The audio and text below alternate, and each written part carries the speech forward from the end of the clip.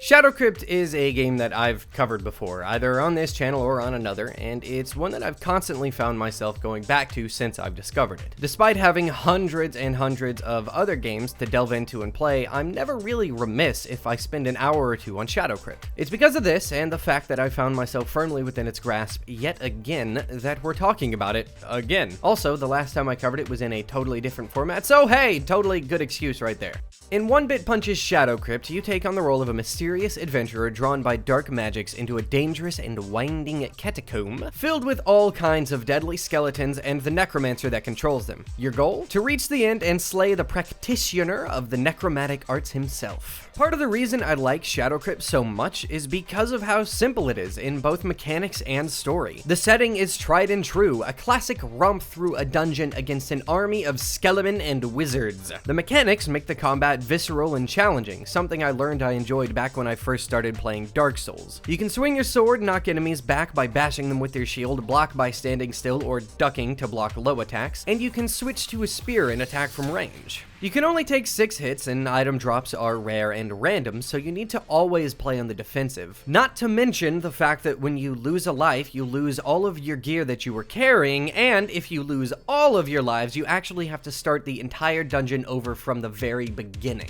It makes for some really intense moments, some of which have left me shaking with adrenaline and shouting with excitement, or in most cases, panic. This is a very skill-intensive game, and one that'll require lots of practice. Like I said before, I have a few hours in the game, and I still haven't made it near halfway, simply because I keep losing all of my lives. And in all honesty, I'm perfectly fine with that. A big reason Shadowcrypt gets away with being so unforgiving is that it's just as rewarding as it is difficult. Each challenge that you overcome feels like a very real victory, and I can only imagine how it'll feel once I finally actually manage to kill the Necromancer and beat the game. That said, it's not without its flaws. Combat feels really good, but it's not perfect. Sometimes, especially while you're still getting used to the game, hitboxes will feel off and traps will be hard to read. There's also this weird issue where the timing on ceiling spears is off if you fight near them. It's not a massive issue by any means, but things like that could definitely be fine-tuned and tweaked to feel better and be easier to get used to, and just not feel like the game is screwing you for no reason sometimes.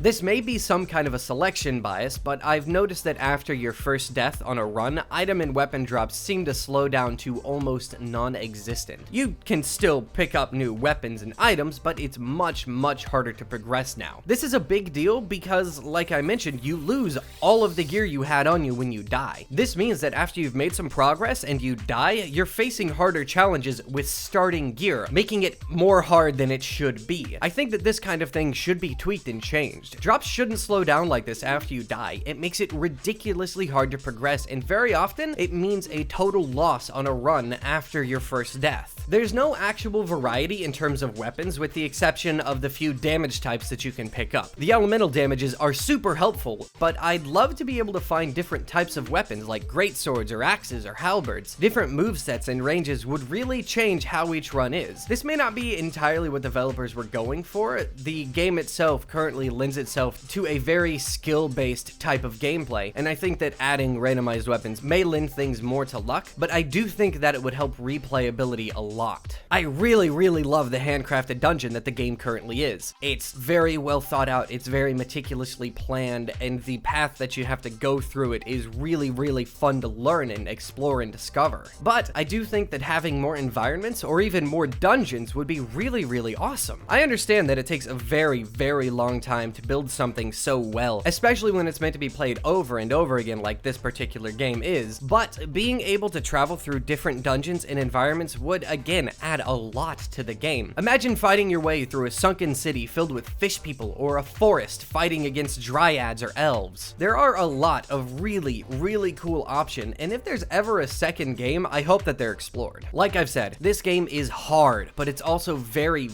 rewarding. I've got a decent amount of time in it, and I've never even seen the Necromancer. It's a level of difficulty that I could see really putting people off. It fits the game, and I enjoy the game a lot, but it's not something for everyone. Keep that in mind when you're considering picking this one up. I think that Shadowcrypt is a brilliant game, and if there's ever a Shadowcrypt 2, then you can bet your buns I'd be the first in line to pick it up. You can get Shadowcrypt on Steam, Humble, or itch.io for about $10. If you're into the Souls series, or you're just looking for something new and challenging to sink your teeth into, then this is definitely one for you. Thanks for joining me for this episode of Indie Bytes. I hope you enjoyed. If you did, please remember to leave a like and subscribe for more. If you have any indie games that I should check out, then please shoot them my way. You can leave a comment down below, or you can drop me a line on Twitter. My handle's @forkh, or you can shoot me an email at fork4h@gmail.com. I'll see you next time. Bye!